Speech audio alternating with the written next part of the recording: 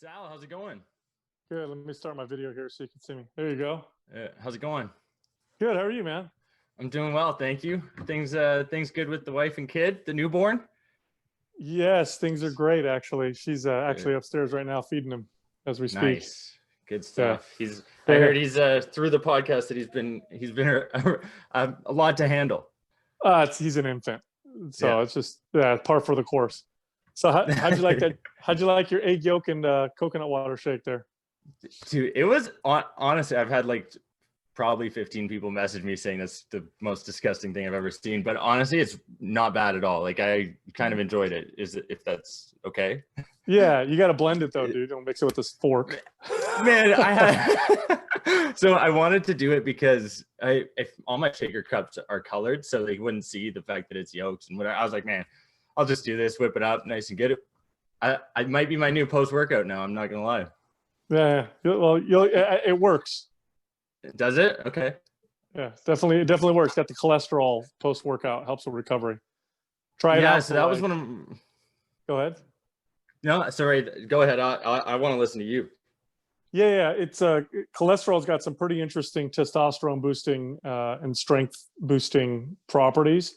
And Okay. post workout is probably the best time to take it. I might be splitting hairs there, but when you're doing 8 egg yolks a day after about a couple of weeks, you should notice some strength gains pretty awesome. Consistently.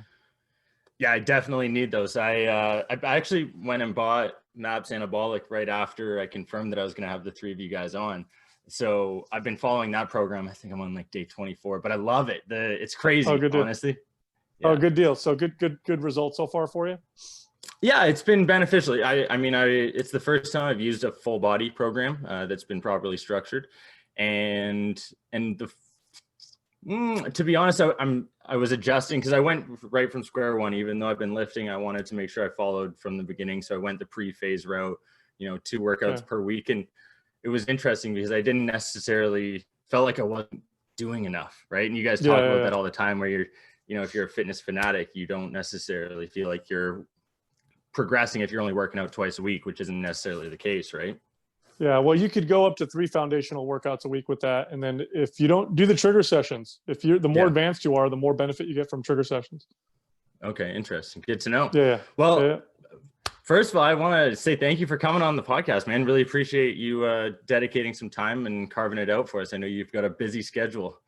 Yeah. No, thanks for having me on. Yeah, it's a good time.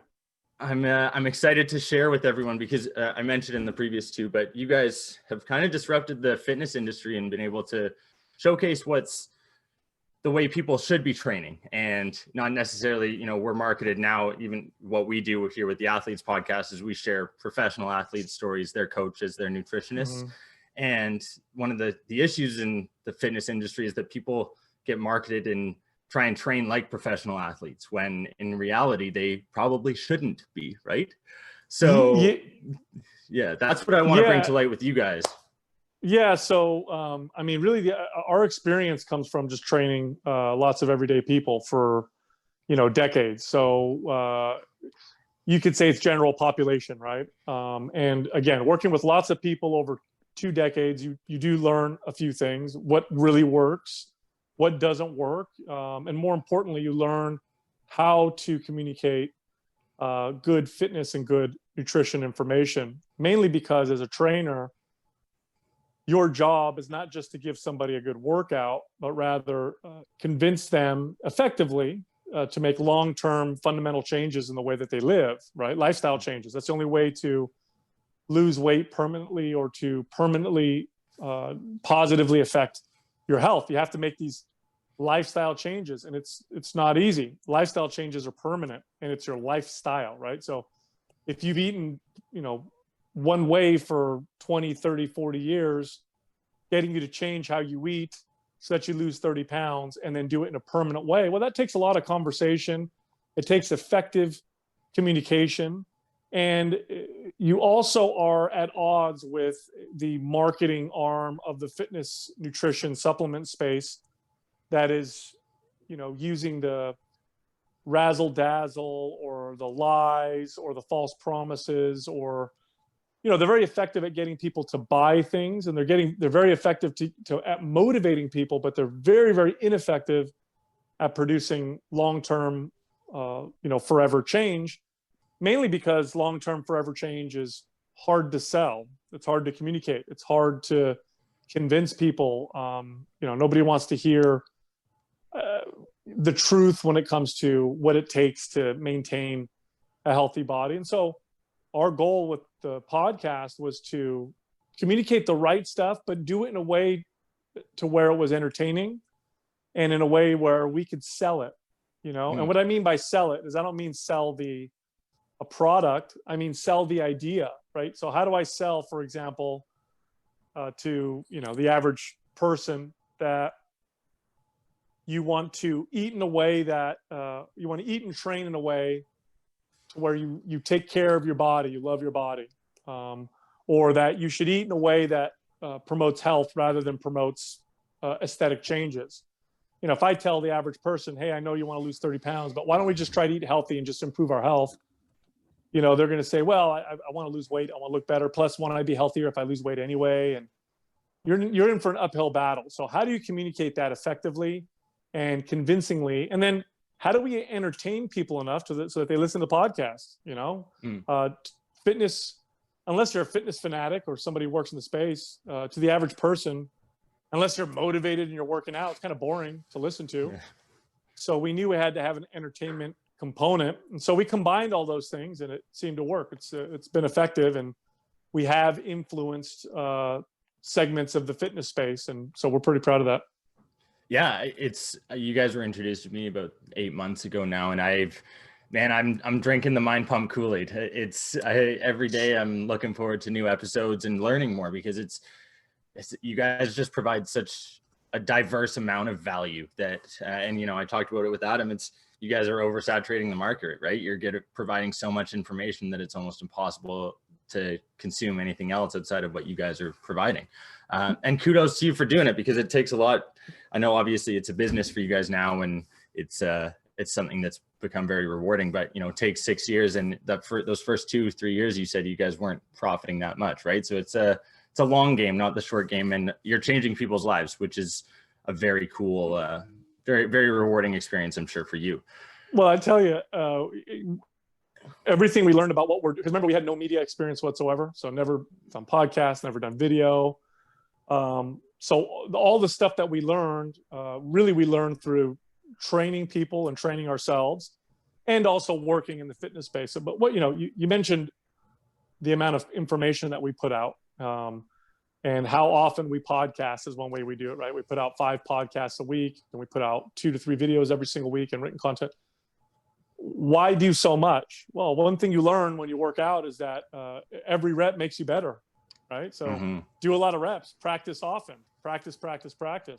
So we knew we were terrible when we first started. We knew we weren't the greatest media personality. We had great information. We had ways of communicating it that I think were effective, but we knew if we did a lot of it, that eventually we would get better. And it's true, you get better. The more you practice, the more, and we're also not afraid of failing. Again, you learn this through exercise. You learn this in sports. If you play baseball, for example, if you never swing the bat, you're never going to get, you might not miss the ball, but you're never going to hit it either. So, that's our approach. Our approach is to practice often. And luckily it's a topic that we could talk about, all day, every day, because it's something we love. Yeah. You said you were talking about fitness when you were working in banks and other things. It's pretty cool to see.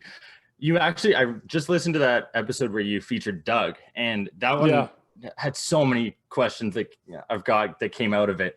One of them being that you guys had a 4th potential host in Craig, who was a professional athlete. I had no idea about that. Can you explain? I don't want to stir up rough memories, but can you talk a bit about that and what happened? Yeah, absolutely. So Craig, still a good friend of ours, Craig Capurso. So he was a sponsored athlete, physique competitor, by, what was the name of the company? It'll come to me, but it was a supplement company, real common one that supported him and, paid him money. And he wrote for some websites. He had the largest social media following out of all of us by far, right? So he was the 4th host and he was friends with Adam. Adam is the one that brought him into the fold. And so the idea was to have 4 hosts on a podcast. You had Craig, who was kind of this bodybuilder kind of guy, and then Adam, Justin, and myself. And we actually had recorded something like 10 or 15 episodes. We didn't release any of them, right? This is before we dropped anything, but we had done quite a bit of work. We released and recorded at least 10, maybe 15 episodes. And once Doug had edited the episodes and sent them to us to listen, Craig had taken some of these and sent them to some of his bosses, I guess, people who run these supplement companies. And they replied back to him. They said, look, I would listen to this. I think it's funny and entertaining, but it's edgy. And, I don't know. I don't know if I would do this if I was in your shoes. And now early Mind Pump, you got to keep in mind, we can be pretty raw and in your face now, but we're like rated G compared to when we first started. When we first started, it was no holds barred, and we just went nuts, right? And so Craig got a little afraid, like that he would lose his sponsorship, lose his livelihood. Remember, at the time, Mind Pump didn't even exist. We hadn't even dropped any episodes, made no money yet. Now we all had our own side businesses, but I think that scared him a little bit. So he sent us a message and said, hey, I really apologize, guys. I know we've done a lot of work, but I think I'm going to have to drop out of this because it's going to threaten my livelihood, my sponsorships. So it's a little too controversial. So he dropped out.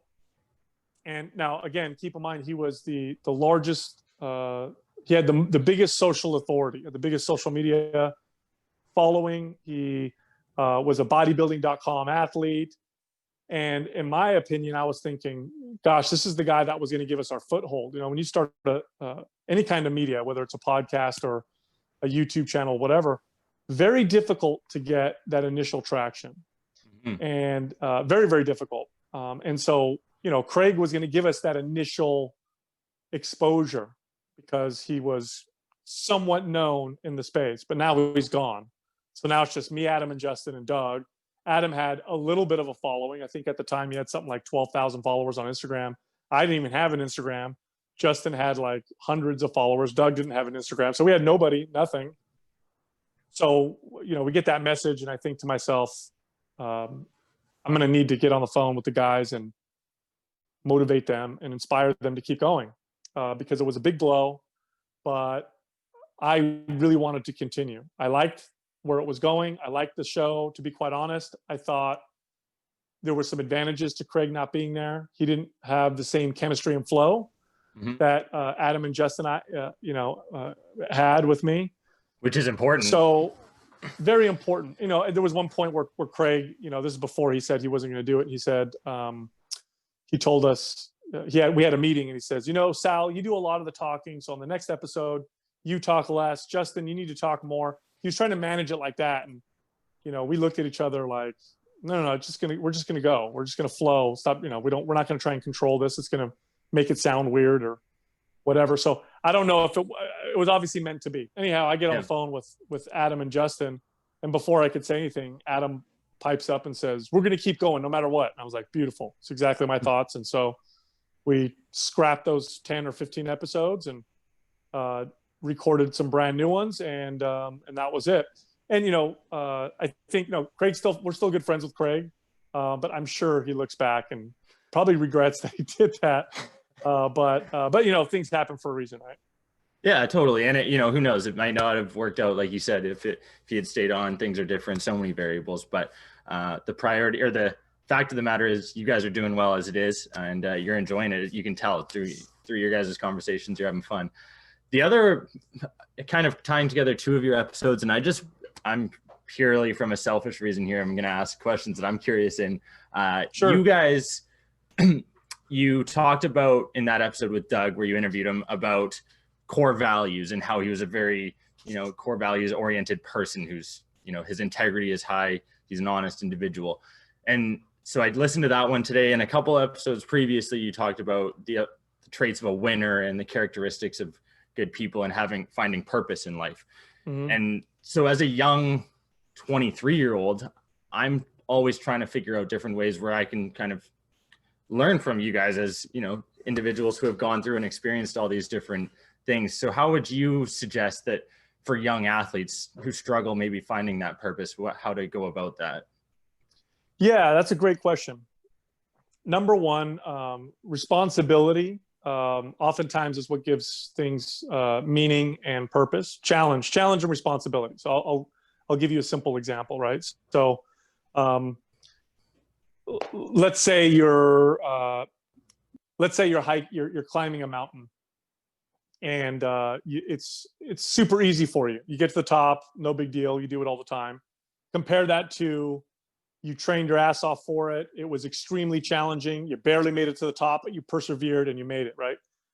Totally different experience. The challenge, the preparation of the side where it was very difficult for you, that gives that climbing of the mountain a lot of meaning for you. So hard things, although they may not be as enjoyable or easy, often give us a lot of meaning. So don't shy away from the difficult stuff. That's what makes life feel worth living. As far as purpose is concerned, it's typically something that's bigger than you. Okay. And it typically calls upon you to be your best self.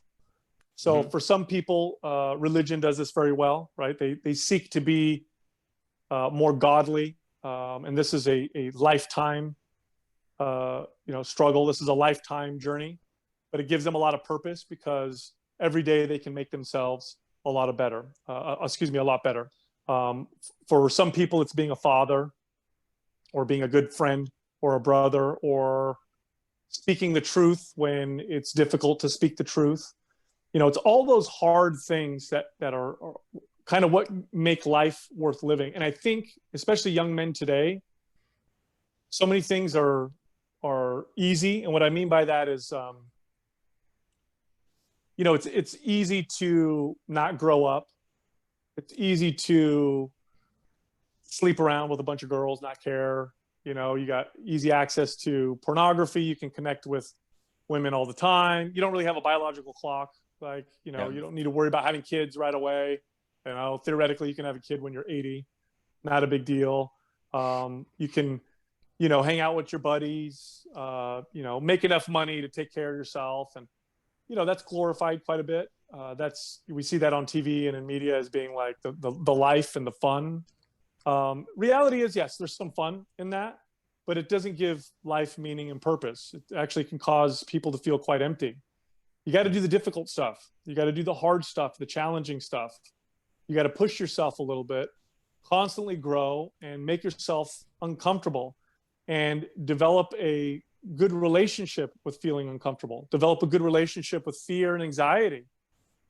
That's what makes you a better person, is to step into those uncomfortable spaces. Now, it's easier said than done. Here I am talking to you, telling you to do this, and it sounds great, but boy, it's not easy. It's challenging. It's challenging for anybody. It challenges me all the time. But that's really what it's all about. So that's what you want to ask yourself every day. Am I in my comfort zone, or am I out of my comfort zone? Am I challenging myself? Am I pushing myself?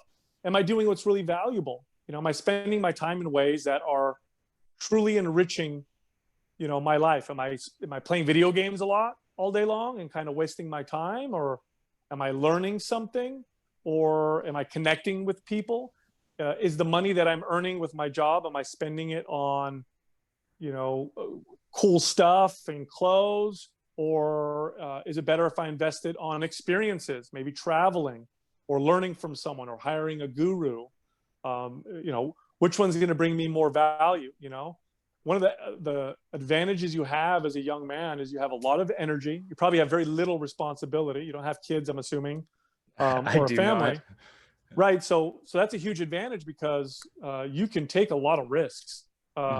And because you're young, you could push yourself to incredible limits. In fact, your 20s is probably the decade that you figure out what you're made of. That's the decade that you see what your limits are at. Then you start to scale it back and balance it out in your 30s and especially in your 40s, especially if you have a family. But when you got nothing to lose, swing the bat as hard as you can. What's the worst thing that could happen? You fail? Okay. big deal. Start again. Let's do this again. You know, years ago, I trained a self-made millionaire, very successful. He's worth probably $100 million at the time. And I asked him, I said, do you have any advice? I was very young at the time when I trained. I think I was 20, probably 22. And I said, and I was a very hungry young man. I wanted to succeed. And I said, what advice do you have for someone like me? I'm young, but I'm very hungry. I want to succeed. Like, what's the one thing I can do that'll make me successful? And he says, ask me a different question. And I said, what do you mean? He goes, ask me how many times I failed. So I said, okay, I mean, how many times have you failed? And he goes, Sal, I have made millions and lost it all 3 times. Wow. So he goes on to detail the 3 times he failed big. And he says, that's the key. He says, the key is to go out and do it. And then when you fail, learn and go again. He goes, you got as many chances as you want. You know, nothing really bad's going to happen to you. You lose some money, big deal. Okay, you got to sell your car, big deal. All right, you got to rent a room from somebody for a little while, big deal. He goes, but you keep trying, keep pushing. He's like, you're young, you have the energy. That's really the key to success. And you know what? I took his advice to heart. And I did. I swung the bat quite a bit in my life and tried a lot of different things and failed a lot. And I've had a couple successes. So I would say, talking to someone like you, like, just go for it, do the hard stuff, make yourself uncomfortable, develop a good relationship with fear, anxiety, and failure, and you'll be fine. Yeah, I guess I won't ask you the question of what would you suggest to the 23-year-old me then. But it's there's a quote that sticks out. It's, I can't remember who said it or where it's from, but it's like, get comfortable being uncomfortable, essentially, where you're putting yourself in positions that are going to make you either fail or succeed. And ultimately, as long as you learn from those failures, you're going to benefit, right? You're just developing a different relationship with, look, it's, okay. So you're an athlete, right? Correct. You've gone through, sure. So I think it's easy to assume you've probably gone through some pretty grueling practice sessions and some workouts where you've pushed your body. Okay. You take the average person, right, who's never felt their lungs burn to the point where it feels like they're going to, cough them out, or their muscles catch fire, or they feel their legs buckle because they're pushing themselves, or they've never hit that wall where they feel like they can't do anymore, but then they push past it, right? You take somebody who's never felt that before and you put them in that, and it's going to be the most terrifying thing of their life. They're going to feel like they're dying. I don't know what's going on.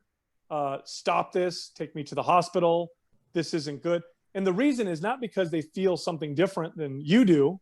It's because they have a different relationship with what that feels like. Now, after you've done it time and time and time again and pushed yourself, it doesn't mean you don't feel the pain. If you go outside right now and go train your ass off like a maniac, you're still going to feel the pain. Your lungs are going to burn. Your lungs are still going to burn. Your legs are still going to shake. You're still going to feel pain and sweat, and you're going to feel like you're dying. But because you have a different relationship with it, you're not afraid of it, right? It still hurts, but you understand it. So that's what that phrase, get comfortable being uncomfortable. It's not that you'll never feel like you're not comfortable. It's that you're developing a different relationship with that feeling. And in my experience, the only way to do that really is to put yourself in that position often, so that you get used to it. There's really no other way to do it, in my opinion. Well, it's interesting you bring that up about getting comfortable being uncomfortable. I spent the past 4 years working my full-time job, and nice coconut, or is that? Oh, I thought it was coconut water. No, not coconut water. So I just finished. Actually, I'm swinging the bat. I'm basically going in with this. I'm starting to create more content, doing some written pieces, and I'm excited for the opportunity to start doing this on a more full-time basis, dedicating more hours towards it. It's a risk right now, and it's certainly not I've got people on both sides of the fence saying, what are you doing? And hey, good for you. But it's something that I want to do, and now I think I'm gonna go for it, right? And worst case scenario, like you said, I fail and I learn from it and then move forward, right? But you guys talked about it previously. You gotta eat shit for a bit before you can start to see success, right? Absolutely. And have you made peace with the worst case scenario? 100%. Yeah. I'm totally comfortable with wherever this ends up, because even just, man, having conversations like this with someone like yourself who's got this tremendous amount of experience is something I would do whether I was putting it out on the internet or not. Right. Right. I enjoy just learning from people, and it's as selfish as it sounds. I value these conversations, and whether people enjoy listening to them or not, really at the end of the day, I'm comfortable with that. Right. Right. Yeah. So if you're okay with the worst case scenario, you'll be totally fine. And yeah, you're going to Mm-hmm. eat shit for a little Mm-hmm. while. Statistically speaking, that's probably going to happen. Who knows what the eventual success is going to look like? It might look a lot like this. It might look a little bit different. Who knows how Mm-hmm. long it'll take? But it'll eventually happen for you. And here's the thing: the people who tend to be against it or oppose it, usually it's because it challenges something within themselves. Most people have unrealized dreams and aspirations, and they've already convinced themselves that it was wise that they didn't pursue them. Right. So, the guy he's the accountant working, 10 hours a day or whatever, and kind of hates his job, and, life is like whatever. And he remembers when he wishes he, opened up that coffee shop or whatever. But he convinced himself that was a stupid idea, and I'm glad I didn't do it. Right. And then you come along and say, hey, I'm going to do this thing. It sounds crazy. I'm going for it. It challenges them, Mm-hmm. well, no, that's a dumb idea. You shouldn't do that. Like, stick with the guaranteed thing. So most of what you're going to get is that, but you also don't want to necessarily throw away or discard their advice. This is why it's important to have people around you that you really trust, Mm-hmm. that you really trust, that have your best intentions, people who celebrate your victories and people who mourn your losses with you. Okay. And here's why that's important, because you're going to need people to tell you when you suck, and you're going to need people to tell you the stuff you need to do better. It's good to check your ego that way. If you put out a podcast and you try your best or whatever, and then you show your friend who you know is honest and wants you to succeed, and they're like, hey, it was good, but you said too many times, or it was a little boring. Okay, I can trust you, so I'm going to take that to heart. Let me see if I can make it a little bit better. So I'm not saying forget all other commenters, but people who commentate. You want to have people you trust give you their advice, but at the end of the day, you're in a small group, you're in a small class. There's a reason why real successful entrepreneurs are a small percentage of the population. We're wired a little bit differently, or we enjoy things a little bit differently. Here's a quote that I love. An entrepreneur will work 100 hours a week to avoid working 40 hours a week. So that's the only person will work 100 hours a week to avoid working 40 hours a week. I think that's a very accurate quote about entrepreneurs. Yeah. It's crazy. So I assume you follow or have heard of Gary Vaynerchuk then, and you're familiar with kind of the message that he spreads, and he's inspiring, but he also can become sort of that I don't know how to compare it with that fitness industry of go, go, go, do, don't take rest, don't take breaks, where it's, it's a balance like fitness. You got to have your days where you're going hard, and then you got to have your days where you let your recovery and rest, and then recharge your batteries. Right. That was it's all context based. So yes, you got to definitely be smart. You don't want to hurt yourself. However, if you have very little responsibility, and what I mean by that is you don't have kids and you don't have a family that depends on you, that needs you to produce a certain amount of money every month or whatever. So it's just you. Okay. Mm-hmm. And you're young and healthy, which you are, then you can definitely use that to your advantage. And how do you use that to your advantage? You grind your ass off. This is the time this is really the only time to do it. Now I'm 41 years old. I have 3 kids. I have bills. I have people that depend on me. I don't have the energy like I did when I was in my 20s. Now I have to be much more wise, but I also am already much more wise. I've already worked out a lot of the kinks. I can be much more efficient with my time. It's taken me a long time to figure out how to do that. But at this point, if you're 23 and, in that category, like I said, There's nothing wrong with going for it. There's nothing wrong with the 7 days a week, go for it mentality. So long as you don't hurt yourself or become utterly, obsessed to the point where it becomes dysfunctional. Yeah, you're fine. Go for it. Yeah, we'll see. Time will tell, right? It's interesting because you sort of you picked up your first weight at 14 years old. At 22, you become the quote unquote entrepreneur by opening your own training facility, massage therapy.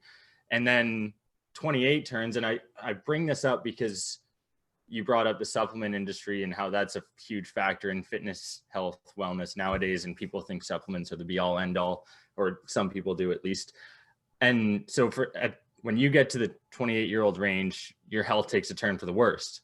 And, you've attributed part of that to the supplements you're taking. Can you talk about how, these supplements may not be beneficial for athletes or people long-term, and maybe what they should be taking, what they shouldn't, and just how to approach that whole dilemma? Because it's, here you are on one hand being marketed this great supplement that's going to do amazing things, but at the end of the day, it's a supplement. You should be getting all your nutrients from whole foods, right? Yeah. So, first off, if we were to look at a pie of things that can positively affect your success, your fitness success and health success, 99% of that pie would be occupied by nutrition, exercise, sleep, and lifestyle. And then maybe 99.6%, right? So like 4% might be 0.4% might be supplements. And of that category, it would be supplements that might fill a nutritional need. So let's say you can't get enough protein, maybe protein powder can help. Creatine's got some benefits, but that's really it. Supplements don't do anything else. They're sold a lot. Mm-hmm. They're sold to us pretty hard, but they don't do much. As far as I was concerned, it wasn't the supplements that necessarily caused my health to turn, to take a bad turn, but rather the combination of things I was doing. I was training solely with the intent of trying to build as much muscle as possible. So completely ignoring the signals of my body, the health signals. I was eating in the same way, oftentimes force feeding myself, or oftentimes eating things that I had food intolerances to, but pushing through it anyway. And then on top of it, you throw, gobs and gobs of supplements and all that. And so eventually what ended up happening is my digestive system really took a hit. And at one point I even thought I had Crohn's disease, where I lost almost 15 pounds and I couldn't figure out what was going on.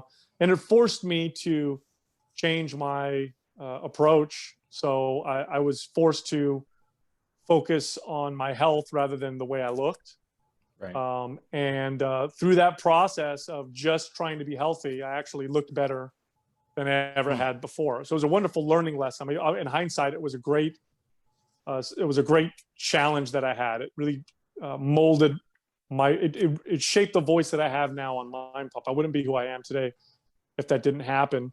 But really it was years of ignoring my body's signals, and ignoring them and continuing on because I wanted to achieve this physique that was never going to be attainable anyway, because it was all based on insecurity. So it was like, it was a moving goalpost, if you will.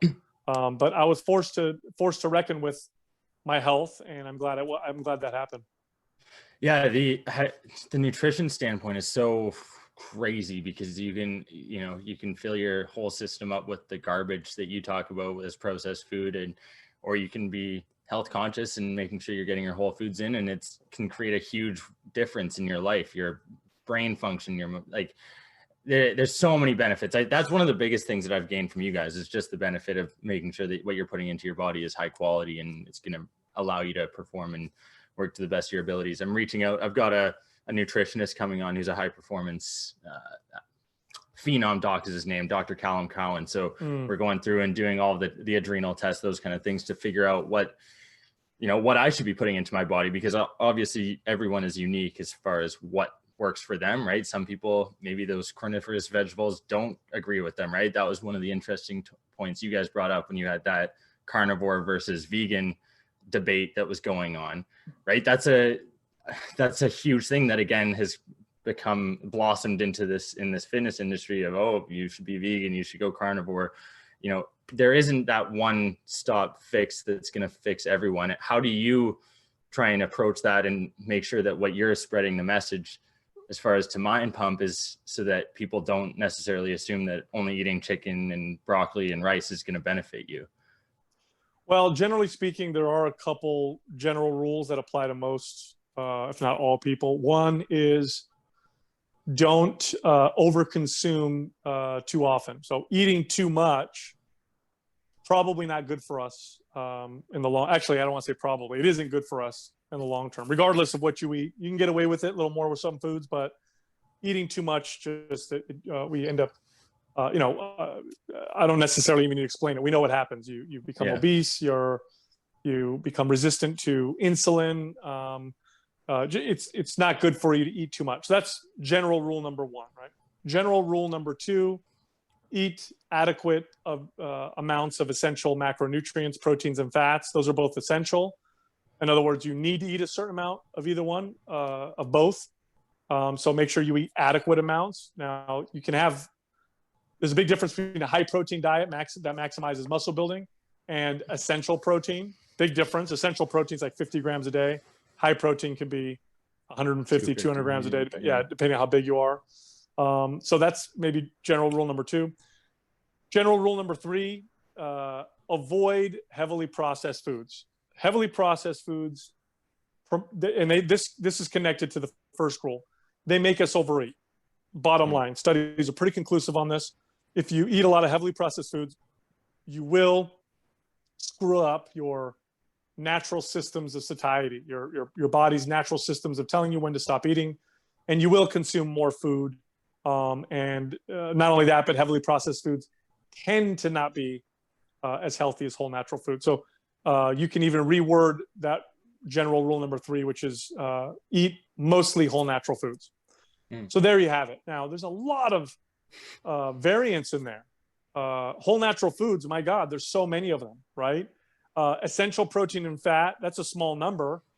People could eat a lot more fat than that, or a lot more protein than that. What does that look like, right? Don't overconsume calories. Well, I mean, that might be 4,000 calories that they can get away with, and someone else it might be as little as 1,500 calories. And then what those foods are. Human metabolism is extremely complex, and it can be very different from person to person, probably due to our immune system, which is quite unique. Our microbiome is quite unique. Our immune system, the way it reacts to certain foods, is quite unique. And then there's the psychological piece that we tend to not even think about, right? My connections to foods, my associations with foods can be very different from yours. Part of that is the way I grew up. Could be my culture, could be the foods I ate when I was happy, sad, or whatever, or the foods I ate when I celebrated as a kid. It could be that my parents are Italian, so I might have different associations with different types of foods than you do. If you look at, for example, in Asian cultures, the fishy smell that if you walk through a grocery store and you smell fish, to people from Asian cultures, that's not a bad thing. To Western cultures, oftentimes that's a bad thing, right? You don't want your supermarket to smell like fish. Well, to them, not a big deal. That's a cultural thing, right? Mm-hmm. Like I said earlier, the associations with food and what makes us happy, what makes us sad. Some people eat more when they're stressed. Other people eat less when they're stressed. I mean, when you mix that all in the blender and spin it out, what you have is a very, very individual reaction and response and approach to nutrition. It's very individual. So to say this diet over here is best for everybody is silly, completely asinine. It makes no sense. Just the psychological piece alone makes that a silly argument. Even if everybody was identical physiologically, it wouldn't make any sense. So diet needs to be pretty individualized. Does this mean that it's hard to figure out? Well, yeah, diet can be kind of hard to figure out. But when people are healthy minded and they learn how to associate food with more than just its taste, when they learn how to read their systems of satiety and hunger, when they avoid foods that hijack that, like heavily processed foods, when they have a healthy relationship with their body, and they've come to terms with some of their insecurities, when they have a healthy relationship with food, when they stop using it like a drug or a way to medicate themselves, what you actually start to find is people have the answers. In fact, I've made this statement before. The best nutrition coach in the world is you, if you just knew how to, read the signals yourself. So it is a bit of a process. I know that's not a great, easy, flashy answer. But the reality is we've all been raised in a society where we celebrate food mainly for its flavor. That's how we pick the foods that we eat. Our diets are 70 to 80% heavily processed. And food is, we have very bad relationships with food that we've just been brought up with. So, you got to unlearn a few things. But once you do, you don't need to go on diets. You don't need to worry. It's just the way you live. And what ends up happening, you might not get shredded, but you'll be relatively lean and healthy, and it won't be a struggle. Yeah, and that's kind of my goal moving forward. I went through, I've talked about it previously, but I kind of yo-yo dieted for the last couple of years because I didn't really know what I was doing. I was like, I knew calories in, calories out. I was going to try and balance it and, figure out, cut down for summer, bulk up for the winter, right? That was kind of the mood. And now I'm hoping that this is a more longer term approach to, fitness, health, wellness, lifestyle approach. It's funny though. I always get chirped if I bring up talk about my relationship with food. I swear I have 5 buddies who are always just like, your relationship with food, like but that's something that's important, right? And a lot of people, however you want to describe it, whether it's what you're getting comfortable putting into your body, what you're using as fuel, however you want to describe it, it's important. But you still get those guys who think, oh, you're just being whatever. I don't know how they describe me, but that's what happens, right? It's funny. You mentioned creatine, and that's something that athletes, it's actually become this supplement that's great for everyone. But I think one of the things that kind of gets overlooked at times is the fact that it can be great for performance for athletes. You're retaining water, it's going into your muscles. But I was always stressed that you have to drink a shit ton of water. And I feel like that might not be stressed enough to people who are taking it on a day-to-day basis for the health benefits on top of, the fitness benefits. Is that something that, I want to make sure I want to get your full scope on creatine and how that can be beneficial. Yeah, the reports that taking creatine contributes more to muscle cramps, so you need to drink a lot more water, or a bit overblown. In reality, here's what's happening, okay? If you take creatine, you will reliably increase your strength by a certain percent within a short period of time. So if you take creatine, let's say you do the loading phase, which saturates your muscles with creatine a little faster than if you just take a regular dose every day. Within about 2 to 3 weeks, you'll get about 5 to 10 pounds stronger on all of your lifts. Okay, pretty reliably. If you do a sport that requires explosiveness, you'll notice that same percentage increase in explosive output. Okay, so here you are. Let's use an analogy of a car. I got my car. Let's say it's 300 horsepower. It's a V6 300 horsepower, and all I do is I change the fuel. So now that I'm boosting it up to 320 horsepower, just because it's got a different kind of fuel. Well, I'm stressing the engine just a bit more. And when you're talking about your body needs to get used to this newfound strength. Like if I snap my fingers right now and made you 50% stronger, and then you went outside and ran as hard as you could, you'd hurt yourself, right? Because you're just not used to the new strength. So that's probably part of what's happening. As far as staying hydrated is concerned, I think that's important no matter what. Probably a little bit more important when you take creatine, just because your muscles are more hydrated or saturated with fluid, so you just might need a little bit more. Now, here's the thing with athletes: you will get stronger, but you will also gain weight. So, if you're in a weight class sport, let's say you're a wrestler, you might need to be careful. Let's say you have to cut 8 pounds every time you go to a wrestling meet. just to make your weight class. You start taking creatine, it's going to be a little harder to do that. Also, that increased body weight might, in some cases, negate the increased strength. So, okay, I'm 4% stronger, but now I'm 5 pounds heavier. Right. So on the field, is it going to make that big of a difference? So my advice to athletes is take it, try it out, take it for a few months, and see if you actually notice an improvement.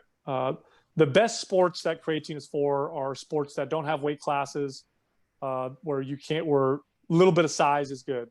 Football is a great example. Baseball, even, as long as you maintain your agility, which with the right kind of training and practice, you'd be totally fine in mobility work. But you do want to be careful initially, because you do get those immediate strength gains, almost immediate strength gains, and you got to acclimate to them. Even if you increase your strength by 2% and then you go out and you do explosive movements, it's still 2% more than you were doing before in a relatively short period of time. For sure. And then timing of that, taking it before, after, I've heard it was beneficial to take, half your serving before, half after. Does it really matter splitting hairs? Yeah, we're splitting hairs, but the best studies I've seen show that there might be more of a benefit to taking it after. Oh, okay. Interesting. Yeah, you're the study guy. I love it. Is there anything in particular that you do as far as when you're researching every morning? Are you looking up specific things? Like I'm curious on your day-to-day, how you're going through the podcasting world, what you're doing to make sure that you have content prepared and what you're bringing up to the table. Well, I'm constantly reading. I don't read a ton of books, but I read a lot of articles, blogs, studies, and I love following pages on Facebook or groups that are in categories of subjects that I enjoy. So, like, I follow economics ones, biology groups, neuroscience, nutrition, and then people in those groups tend to be really smart, tend to be PhDs. They'll post really interesting studies, and then I'll read the comments and I'll watch people debate and discuss the study. So I really get a good understanding. It's like cheating a little bit. Like I get the cliff notes on some of that stuff. At this point too, because of the size of my podcast, people send me stuff now all the time. So I look at my DMs and I've got, in any given moment, 1 to 3 studies that have been sent to me. Science Daily is a good website. Science Daily posts new studies in different categories all the time. Years ago, I trained a researcher. She was a psychology researcher. And so she would actually conduct studies herself. She taught me a lot about how to read studies. She taught me about sample sizes, placebo controls, different types of controls, the difference between correlation, causation. And so I was able to break down studies a little bit better than, than the average person, just from what she taught me. So now I can look at studies and say, okay, here's what the association is, but this is not causation. What else could cause this association? Or, this study came out with maybe this result, but they didn't control for these 2 factors. Or, the sample size was 15 college-age men. So this may not apply to, different age groups or genders. So it's just, through the years, I've just kind of honed that a little bit. But I'll tell you what, following groups on Facebook and listening to experts debate and discuss studies, that's like the best. Like, I would say I'm probably more of an expert on fitness than anything else. So when I learn about a study on, neurobiology, I'm listening, I'm going on that group and watching these neurobiologists debate the validity of a new study. And so then I come away with all these great notes. Yeah. And I have on my phone, I anytime I come across something interesting, I save it in my notepad so that I can bring it up on the show the next day. Well, that's kind of what I did here, but to take it to the other end of the spectrum with your memes. And you've kind of become the meme master on Mindpump. I don't know if it might be a potential shirt, but this one here I wanted to bring up. It's got the 3, you can't see it, but I saw 3 doors are there. You got number 1 is cutting for summer. 2 is keep bulking, or door 3 is trying to do both and making 0 progress and look the same you have for the last 4 years. And, the guy kicking in door 3. And man, I feel that I related heavily to that one. Yeah. So what would be your piece of advice as to how to approach when to bulk, when to cut, or, you know, when to be happy staying where you're at? Well, if you do it based off of, you know, what you want to achieve and how you feel, you're probably going to only always focus on one. You're either insecure because you want to lose weight, or you don't want to be skinny. So you're going to be always bulking or always cutting. So here's my advice. Every 4 weeks or every 5 weeks or so, maybe even every 6 weeks, cycle. So slight bulk for 6 weeks, slight cut for 6 weeks. Or you can even make them smaller cycles every 3 weeks. And, you know, rather than doing a massive deficit for a cut, do a small deficit, 300 calorie deficit. And then when you do a bulk, 300 calorie bulk. Focus on your programming, your workouts.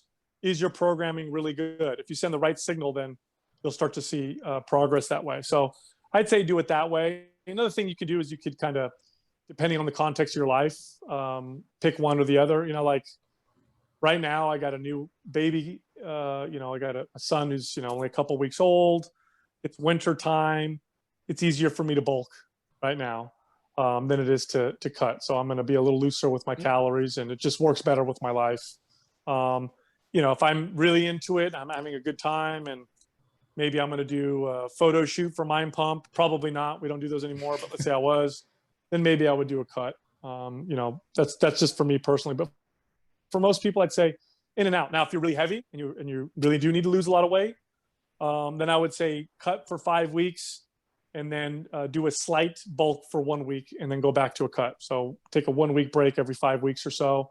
And then the reverse. If you really want to build muscle, and that's your goal, I'd go, you know, 4 or 5 weeks of a bulk with 1 week of a slight cut, cycle that way. That tends to keep the body responding, and it helps negate or mitigate some of the negative effects you get with bulking too consistently and too long, or cutting too long or too consistently. Right, kind of resetting the metabolism from a simple perspective. You guys talk about the fact that you've trained some professional athletes, and I didn't ask Justin or Adam because I'm not smart. I don't know how to, but who are some of the professional athletes that you guys have worked with? I'm interested to know. And second piece to that would be, do you guys ever offer the three of your services together, given that you have a wide variety of knowledge? Justin's kind of that athletic guy. Adam's the bodybuilder. You're the study meme guy. Like, is that ever combined together? No, we reach and help many more people with our media company. So none of us do personal training really anymore, or coaching. Who knows what we'll do in the future? Maybe that's something we'll do later on. As far as athlete, you know, I've never trained a professional. I've trained some high level. I trained Mike Swick for a little while. He was a high level UFC fighter. I've trained a couple top level jiu-jitsu fighters, never professional athlete. I know that Adam and Justin have worked with a couple. I don't know their names, but I know they have. The vast majority of people that we've worked with and trained were everyday, regular people. Ex-athletes maybe, but they were usually the average person, wants to get fit, wants to get healthy, wants to get in shape. So that doesn't mean we don't know how to train athletes. We definitely can. Maps Training performance. athletes and training athletes is very different than training the average person. You have a specific goal. Performance is very important. Different mindset. You know, when I'm training an athlete, you know, I don't really care about talking to you about intuitive eating as much, and, you know, longevity, you know, that's part of it, but it's, look, okay, we need to get you to perform. So you do what I tell you, you know, type of deal. Yeah. And I think high level athletes understand that, right? But yeah, no, the vast majority of people, you know, probably 98% of the people I worked with were regular everyday people. And do you enjoy that? Is that something that's rewarding for you, knowing that you can make such a huge impact on, now you're impacting millions of people's lives on a day-to-day basis every time you guys post an episode, right? How rewarding is that for you? Oh, I mean, it's huge. You know, you lose touch with it a little bit because we don't really get to see the people that listen or connect with them. We used to do these live events where, you know, we'd have 100, 200, 300 people show up, and we would, you know, answer questions live, and you get to meet people that you're impacting. That was really cool because it kept us grounded. Now it's hard with COVID. So I'm speaking out into the, you know, to the internet, to the ether. We read, you know, testimonials and that kind of stuff, but it's not the same. I do miss that element of personal training, that connection with people. When things settle down, if they ever settle down, then we're probably going to do more live events, because that's, you know, that speaks to, I guess, our core of you know, what we enjoy. I loved training people. I loved working with people. I loved seeing the impact I could make. I loved training. You know, there were many clients I trained them before they got married. Then I trained them to get ready for their wedding. Then I trained them to prepare for having a baby. Then during pregnancy. Then post pregnancy, and they'd bring the baby in, and I occupy the baby while I train them. And then the kid grows up, and then next thing you know, I'm training the kid because they're getting into some sport. So, I mean, I do miss some of that, but yeah, we definitely impact more people now than we ever could have before. Definitely. Yeah. You wouldn't have had me up here in Ontario, Canada. That's for sure. The last way we kind of wrap up every episode here on the Athletes Podcast is the question as far as, what single piece of advice would you give to the next generation of athletes as far as how they can perform their best? Adam already took sleep, so you can't use that. Jordan, I can't remember what Justin said. I don't know if you remember it. But what Sal would be your best piece of advice for athletes or the everyday person to continue to progress and make sure that they're building towards becoming the best individual that they can be? Fall in love with the process. Fall in love with the hard work, because if you do that, then you'll never stop. Don't obsess over the goal. Now, there's nothing wrong with setting goals. You need to set goals, but fall in love with the process. The man who loves walking will always walk further than the man who loves getting to the destination. When you love the process, you never stop. You know, I'll never stop working out, because I don't care necessarily about what results I get. It's great. And it's awesome, but I just love working out. So I'll probably do it until the day I die. Right. So fall in love with the process. That's the most important thing. I love it. Sal, I really appreciate you carving out time, taking this time to come on the Athletes Podcast. It's amazing. I get the jitters every time I mention the fact that I'm able to chat with you guys and share what you guys have done, because ultimately you've affected my life positively. And I know now, hopefully some more other individuals will be affected in a positive manner. So keep doing what you're doing. I really appreciate it. Cool, man. Thanks for having me on. We will look forward to this one releasing on an upcoming Athletic Thursday. Adam had some high hopes, though. He thinks this is going to outperform you and Justin. So I don't know. We'll see. You guys are competitive. You got any wagers? Who's going to come in first? Yeah, no, I don't know. I have no idea. But yeah, we'll leave it. Sal, I appreciate it again. Thank you very much. Enjoy the rest of your day. All right, man. Take it easy. Have a good one.